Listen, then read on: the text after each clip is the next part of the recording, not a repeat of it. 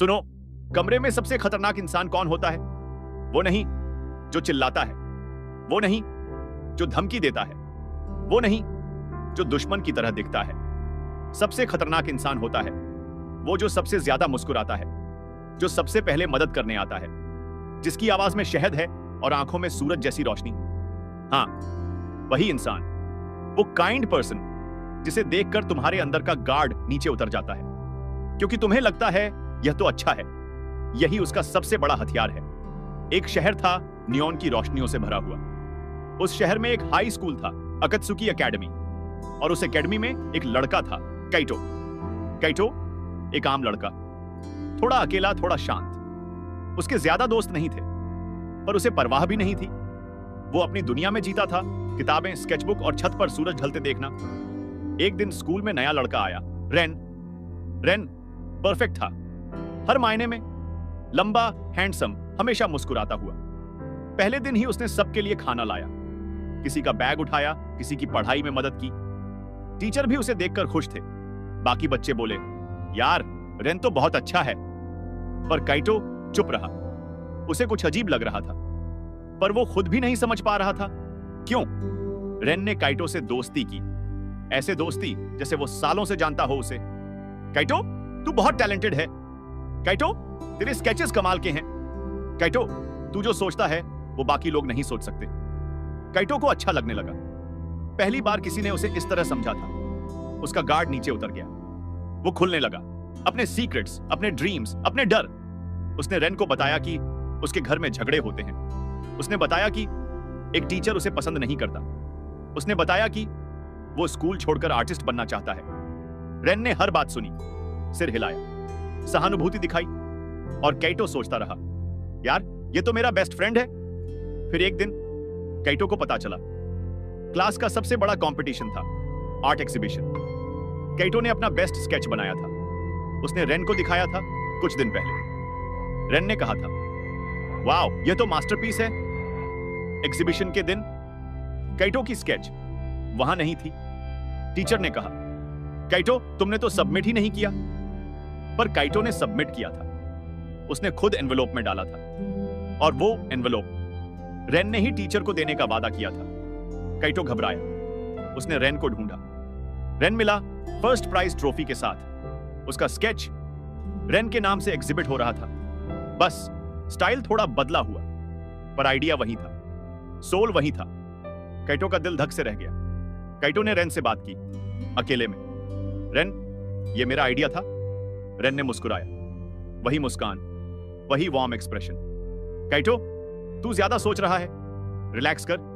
हम दोस्त हैं, आइडियाज तो शेयर होते हैं। तूने खुद मुझे दिखाया था, मैंने बस उसे थोड़ा डेवलप किया। काइटो अवाक था।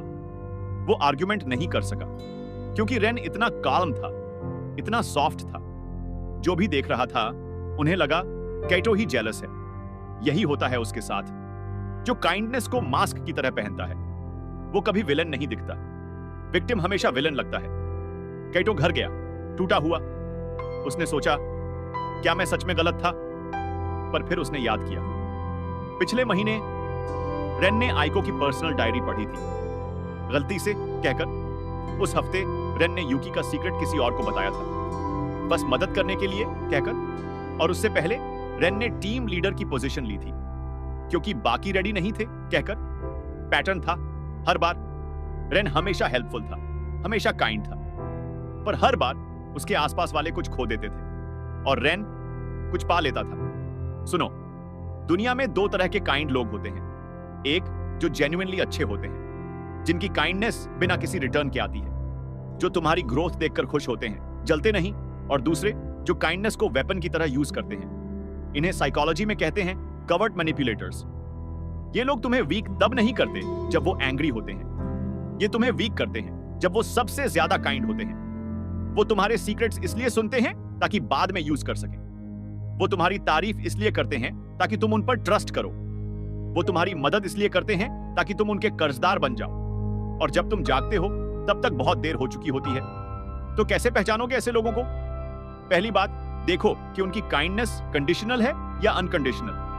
क्या वो तब भी काइंड हैं जब उन्हें कुछ नहीं मिल रहा? दूसरी बात, देखो कि वो तुम्हारी इंफॉर्मेशन कैसे यूज करते हैं। क्या वो तुम्हारे सीक्रेट्स सेफ रखते हैं? तीसरी बात, देखो कि उनके आसपास कौन होता है। अगर उनके ओल्ड फ्रेंड्स हमेशा उनसे दूर भाग जाते हैं तो कुछ तो है। चौथी बात, सबसे जरूरी, देखो कि जब तुम उनसे ना बोलते हो तो वो कैसे रिएक्ट करते हैं। एक जेन्युइनली काइंड इंसान तुम्हारी ना को रिस्पेक्ट करेगा। एक मैनिपुलेटर गिल्ट ट्रिप करेगा, विक्टिम बनेगा या साइलेंट ट्रीटमेंट देगा। काइटो ने डिसाइड किया वो चुप नहीं रहेगा, पर वो लड़ेगा भी नहीं रेन के तरीके से।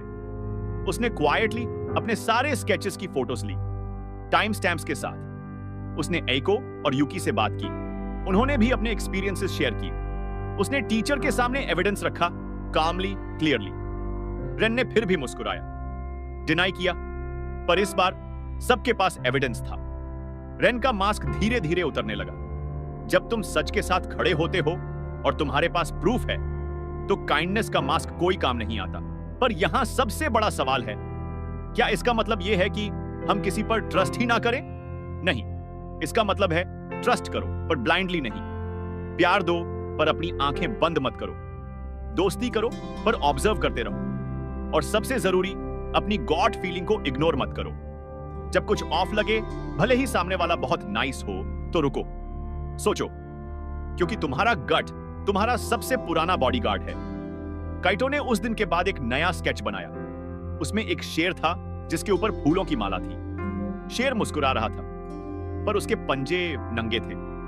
काइटो ने नीचे लिखा, beware of the lion who smiles, he is not tame, he is patient. और इसीलिए अगली बार जब कोई तुम्हारे लिए बहुत जल्दी बहुत ज्यादा काइंड हो, रुको, मुस्कुराओ जरूर पर आंखें खुली रखो, क्योंकि दुनिया का सबसे खतरनाक हथियार काइंडनेस का मास्क है। और तुम जब तक उसे पहचानते हो तब तक वो अपना काम कर चुका होता है।